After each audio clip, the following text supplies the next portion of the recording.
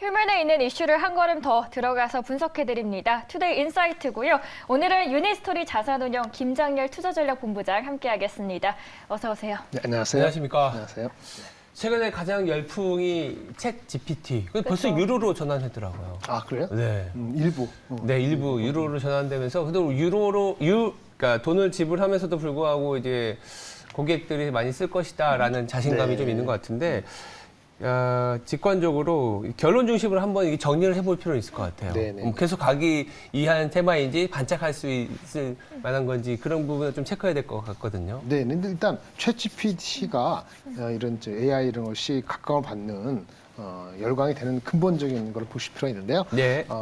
우리가 사람이 사용하는 거잖아요. 인간의 본성을 건드렸다 이렇게 보시면 될 것 같아요. 제가 인간의 본성을 아침부터 철학적인 얘기를 해서 좀 죄송하긴 하지만 한 5가지 정도로 했었는데 10년 전에. 네. 근데 지금 한 가지는 탈락했고 프라이버시 문제는 사람들이 포기했으니까 4가지 가져왔습니다. 첫 번째는 와우한 거죠. 챗GPT 나왔을 때 5일 만에 100만 명, 그리고 한 달 만에 1000만 명 유료로 전환되는데 뭐 이렇게 들어온 사람 1억 명이나 그러는데 와우라는 거 한번 봤을 때 직관적으로 이거 괜찮다. 이거 뭐지? 이러면 되는 거예요. 일단은 마치 그 21세기 혁신의 핵심의 아이콘인 아이폰 같은 게 와우 하잖아요. 네. 지난 3년간은 휴대폰에서 와우한 게 없었잖아요. 그래서 맞아요. 나오는 게 AR, XR 이런 거 하다시피 항상 사람을 와우를 찾거든요.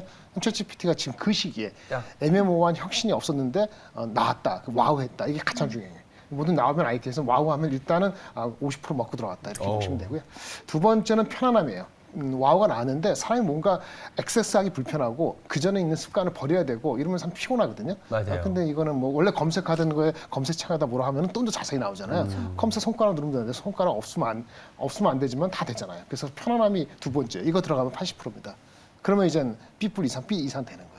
그리고 나중에 내가 이거를 사용하고 남은 사용 안 하고 그러면 내가 이걸 사용하면 다른 사람보다 과시할 수 있고 나의 브랜드를 높일 수 있고 나의 어떤 자산의 가치를 높이면 이거 사용하는 사람이 못하는 사람보다 나중에 말씀드리겠습니다. 가격 한 3만 원에 내가 사용해서 남들보다 내 위치가 올라가면 브랜드 아이덴티티가 올라가잖아요. 그렇죠. 그럼 이게 20%입니다. 20%, 10%. 그럼 거의 다 끝난 거예요. 그럼 맨 마지막에 이때는 이미 끝난 건데 챗GPT에서 AI GPT가 너구나고 다 들어와요. 바드고 나바르고 다 들어와서 가격이 이제 붙어요. 그렇죠? 그러면 시장은 이제 내려가는 겁니다. 그게 가격 경쟁 시대가 들어가는 거거든요. 와우 50% 됐고 편안하다 20% 됐고 그다음에 과시 없고 사람들이 이제 유료화 됐을 때 얼마나 들어오냐 이걸 보면 완성이 되는 거죠. 주가는 이제는 와우 했을 때 이미 가장 크게 반응하고 그다음에 편안하게 되면은 한 90% 지금 한 80% 90% 반영됐다고 보시면 될 것 같아요. 그러면 와우 하십니까? 네, 그럼 되고. 와우 했죠. 예, 와우 와우 했죠, 했습니다. 그렇죠. 편안하죠. 예, 그럼 되신 변호사 거죠. 시험부터 시작해서 논문까지 제출하고 네. 이런 부분들은 와우 포인트였는데 너무 빠르게 진행이 되고 주가라는 게 항상 생각하지만 우리가 생각한 것보다 더 빨리 움직이니까 네. 지금이라도 가야 되나 막 이런 고민 아니면 에이 아니야 이거 좀 하다가 또 말 거야 이런 생각들이 막 혼란스러운 시기에 네. 진입했다라는 예. 생각이 들어서 여쭤봤어요. 예, 맞습니다. 그렇게 됐으면 이제 시작이에요. 이제 시작이다. 이제 시작이다. 네, 와우하고 편안하고 네. 우리가 중심해야 될 것은 활용하는 사람과 활용하지 못하는 사람의 차이가 있을 수밖에 없다. 그 전에 이제 말씀드린 게 챗GPT가 그런 건 다른 건 뭐냐. 한마디로 자연 언어하고 인간하고 대화한다는데 핵심이 이렇습니다. 사람의 맥락을 안다는 것은 내가 이렇게 질문해요. 중국의 앵커님한테 중국의 인구가 어때? 몇 명이야? 그러면 이제 전 세계에서 1위고 근데 곧 내려가서 지금 14하고 이렇게 얘기한다 이거예요.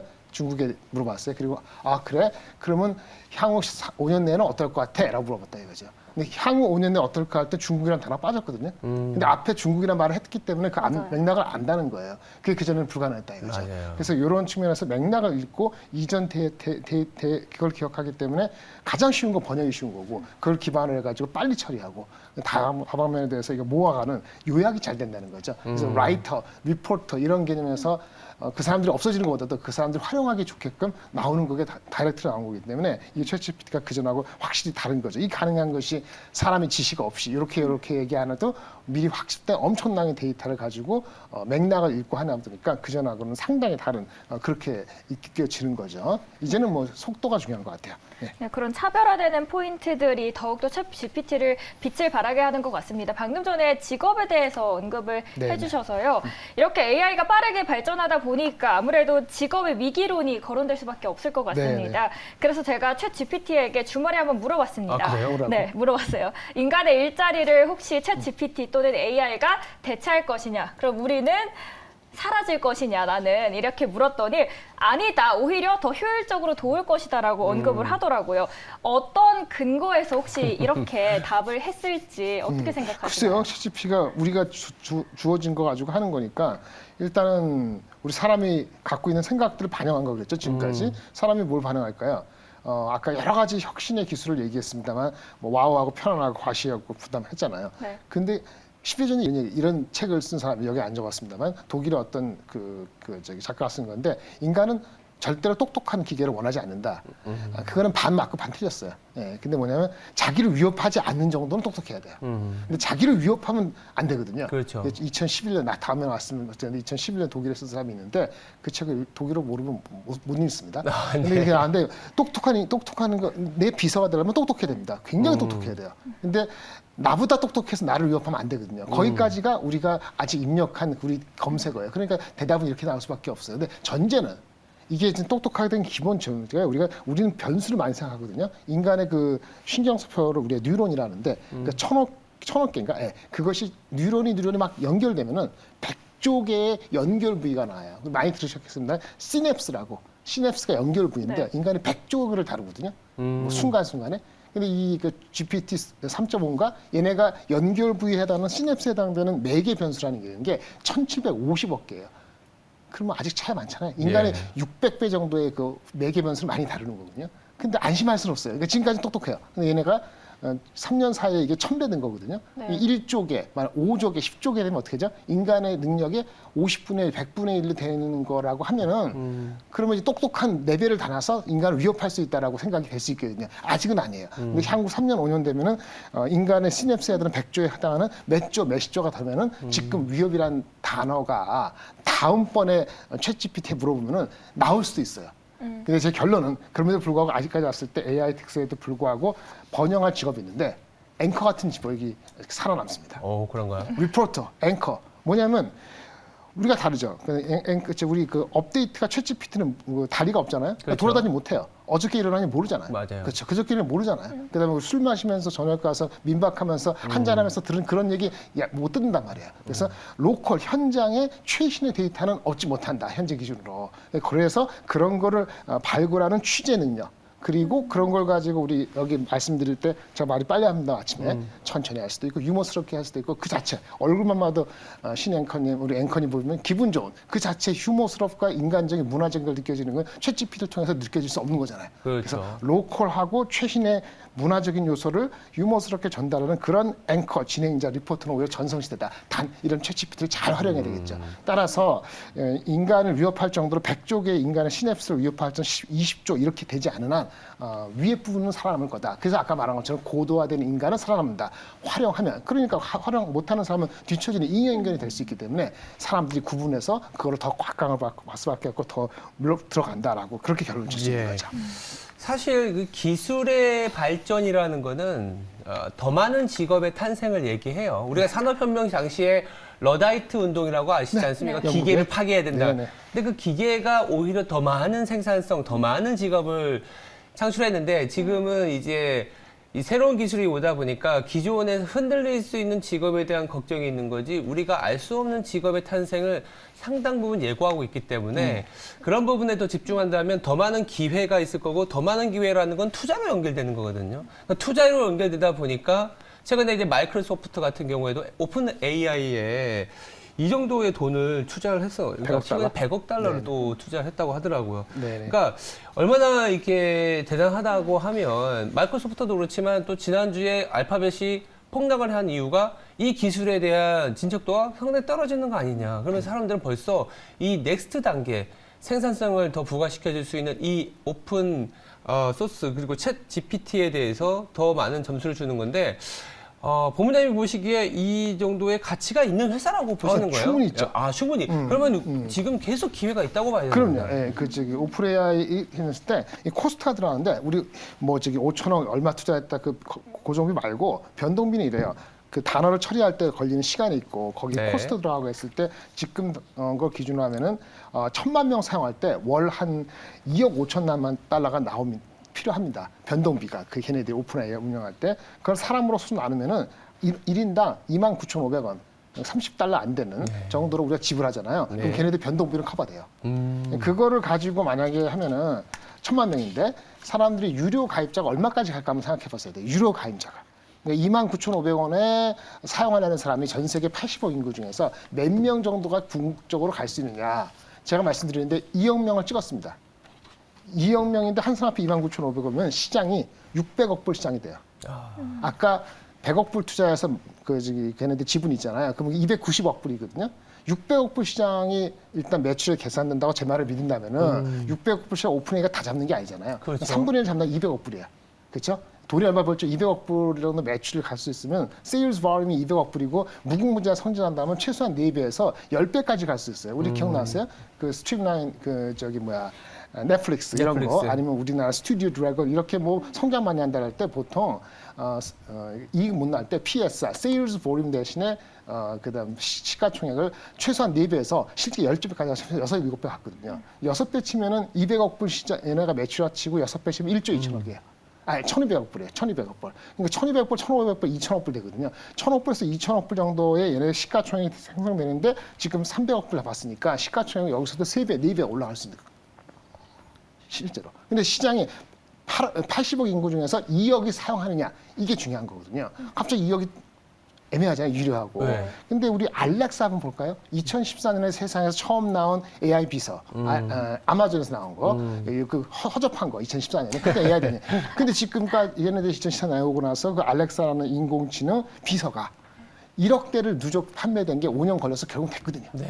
그러니까 허접한 것도 시간이 많이 걸렸지만 1억 명이 사용했어요. 이건 엄청나게 와우하다고 처음에 얘기했잖아요. 그러면 5년 안 걸리고 더 짧은 포텐셜을 시간에. 할 수 있다는 거죠. 그 알렉사는 아마 29,000원 아니고 더 비쌀 거라고 보네요. 그러면은 봤을 때 얘네가 1억짜리를 2019년인가 19년 초에 그 전에 5년간 누적해서 1억대 팔았다 이거죠. 그럼 이거는 1억대 이상 팔리는 게 당연하다라고 보여야 되는 거고 또 하나 관점에서 보면 우리가 어떤 기술이 혁신적인 기술이다 확산된다 했을 때 가장 첫 번째 그 포인트가 뭐냐면은 한 2.5% 인구가 사용하면은 그게 완전 혁신이다 보는 거예요. 2.5%. 네, 그게 이제 옛날 60년 전에 에버렛 로저스 교수가 옛날에 한번 말씀드린 것 같은데 논문에서 밝힌 거죠. 우리 흔히 얘기하는 early adopter 이런 얘기 하잖아요. 이게 여기 단어 나오는데 early adopter 이전에 2.5%가 뭐냐? innovator예요. 혁신가. 혁신가. 전 세계 어떤 인구 간에 소비자, 포텐셜 소비자의 2.5% 정도는 돈에 관계없이 사용한다 이거죠. 2.5% 넘어가면 이거는 혁신이에요. 그 다음에 그 다음 2.5 다음에 13.5%가 우리 안에 early adopter거든요. 근데 다음에 네 가지 있는데 2.5% 80억 인구 해보세요. 그게 얼마죠? 80억 인구의 2.5% 그게 2억이네요. 그 알렉사는 네. 허접한 거에도 불구하고 초비 와우해서 그걸 이렇게 팔았어요. 5년 걸렸지만 네. 이거는 그보다 훨씬 높기 때문에 인구 2억까지 간다라고 저는 보는 거고 거기에 의해서 오픈AI 가치는 최소한 1,000억 불에서 만약 더 이상 되면은 2,000억 불까지 갈 수 있으니 그 누구죠? 마이크로소프트가 자기네한테 빙에 활용하는 것뿐만 아니고 그 자체로도 포텐셜 충분히 남는다 이렇게 볼 수 있죠. 2.5% 넘어가서 13.5% 이제 얼리 어답터로 갈 때는 나중에 뭐 절벽이 생길 수도 있는데 너무 광분해가지고 지금은 그럴 땅이 아니다라고 말씀드릴 수 있겠습니다. 굉장히 논리적인 접근인 것 같아요. 80억 명 중에 2.5%. 저도 이 글은 기사를 한번 본 적이 있었는데 항상 이 얼리 어답터들은 있고 그분들이 쓰는 것들이 이노베이터. 결국은 이노베이터 2.5%. 그런 부분들이 계산을 해보니 지금 오픈 AI의 가치가 현재는 300억 달러 정도인데 더 많은 시간을 투자해서 2년 안에 사실은 지금 1,000억 달러까지 갈 수 있다는 생각이니까 충분하죠. 최소한 지금 우리가 얘기하고 있는 챗 GPT의 열풍은 지금보다 3배 이상 더 강해질 수 있다라는 얘기로도 해석할 확산할 수 수 있기 있다. 때문에 네. 그렇게 보겠네요. 그럼 AI의 성장 속도가 이렇게 가속화될수록 안에 들어가는 반도체 또한 필수적일 것 같은데요. 네네. 반도체 수혜주는 뭐가 될 수 있을까요? 이게 참 너무나 뚜렷한 게 있고 아직 불투명한 게 있어요. 너무나 뚜렷한 건 엔비디아죠. 엔비디아. 그래서 지난주 금요일 날 드디어 그렇죠. 얼마 만에 조건을 받았는데 그 엔비디아 칩이 당연한 거고 그 후발주가 AMD가 따라오고 있었는데 그걸 아직 드러나지 않았으니까 하는 거고 그다음에 삼성 하이닉스 특히 하이닉스가 약간 각광을 받았던 거는 엔비디아의 그 GPU 그거랑 혼합이 돼서 들어가는 메모리가 우리가 현재 PC나 휴대폰에 들어가는 그 D램이 아니고 HBM 네. 세 번째 버전에서 HBM3라는데 네. 그냥 고성능 제품이에요. 하이 밴드위드스 메모리 이럴 필요 없고 하여튼 그런데 그 제품의 개수가 크진 않아요. 그렇죠? 가격이 비싸요. 일반 맞아요. D램보다 한 5배 비싸답니다. 왜? 성장 수익이 안 나오니까. 그 측면에서 보면 맞는데 하이닉스 영향을 받는 게 맞는데 그것이 주가의 10% 20% 계속 끌어올 어떤 이슈냐 5% 10% 이내냐라고 봤을 때는 그거는 이제 아기 포인트가 되는 거예요. 근데 장기적으로는 오픈AI뿐만 아니라 모든 업체들이 많이 뛰어들면은 그만큼 메모리의 숫자가 늘어날 거 생각이 드는데 네. 그걸 정량하기가 좀 만만치가 않다는 거고 일부 많은 부분이 선반영된 측면도 있어 보여서 애매한 거죠. 그래서 다른 것들을 찾고 있는 거죠. 그래서 엔비디아가 맞고 네. 그리고 또 하나는 데이터 센터 포함해서 반도체의 반도체 수요처가 좀 재고 조정하고 있잖아요. 휴대폰도 그렇고 PC도 그렇고. 근데 데이터 센터도 경기가 안 좋으니까 좀 투자를 상반기에 좀 줄인다. 맞아요. 안 늘려 하는데 네. 그 데이터 센터라는 것이 이제는 결국은 AI용도 있고 그냥 일반용도 있는데 그렇죠. AI용으로 많이 쓰일 텐데 결국에 가서는 그 AI용으로 투자를 해야 된다는 거죠. 그러니까 엔비디아 칩과 D램이 쓰는 것뿐만 아니고 그것 때문에 다루기 위해서 데이터 센터가 늘어나는 후행적으로 나타나는 그거는 이게 5%더 늘지 데이터 센터가 향후에 10%더 늘지에 대해서는 예상할 수 없는데 시간이 지나면 지날수록 그러는 건 유리한 환경이 된다는 측면에서 반도체에 대한 그 다운턴의 깊이가 그렇게 안 클 수도 있다 이런 희망을 가질 수 있기 때문에 긍정적이다 이렇게 정성적으로 얘기할 수 있는 거죠. 만약에 좀 좁혀가지고 진짜 뭐 이렇게 어떤 종목이 좋아하면은 뭐 시간 많이 얘기했는데 워낙 변동이 심해서 그래도 얘기는 할게요. 애널리스트 리포트 나왔으니까 오픈 엣지 테크놀로지라는 이런 회사가 있어요. 그래서 많지 않기 때문이냐면 그 엔비디아는 AMD고 이렇게 AI 칩들을 만들잖아요. AI 칩 만들려면은 그 설계하잖아요. 얘네들 설계하는 회사잖아요. 엔비디아도 AMD도 설계하는 회사입니다. 맞아요. 생산 TSMC하고 네. 설계를 하려면 설계하는 그 칩 안에는 각각의 설계자들 IP가 많아요. 그 IP를 공급하는 회사들이 숨어 있거든요. 오픈 엣지 테크놀로지가 그런 것 중에 하나예요. 예, 반도체 칩을 만드는데 설계 자산, 예를 들어서 거기 메모리도 있고, 그다음에 무슨 또 인터페이스가 있는데 그 연결시키는 이런 설계 자산 같은 경우는 많이 만들게 돼요. 설계를 많이 하는 액티비티 느니까. 근데 이것도 다 가리기가 어렵고 이미 주가에 아주 요동을 쳐가지고 많이 어려움이 있죠. 그렇죠.